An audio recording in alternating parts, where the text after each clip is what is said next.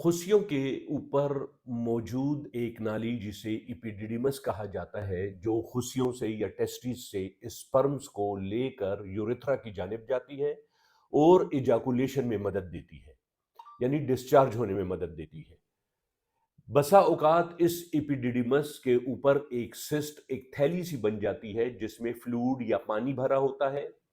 और ये एसिम्प्टोमेटिक भी हो सकती है या मामूली सी स्वेलिंग और मामूली सा दर्द भी कर सकती है।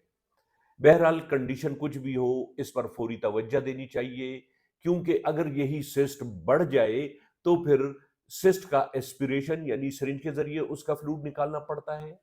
या इसी तरह इपिडिडिमल सिस्ट का ऑपरेशन करना पड़ता है, सर्जरी के जरिए इसको रिमूव करना होता है। लिहाजा अगर इपिडिडिमल सिस्ट की शिकायत हो तो फौरी तौर पर होम्योपैथिक तरीका इलाज से रुजू करना चाहिए, जिसमें सर्जरी के बगैर इंशाल्लाह अद्वयात से इलाज मुमकिन है।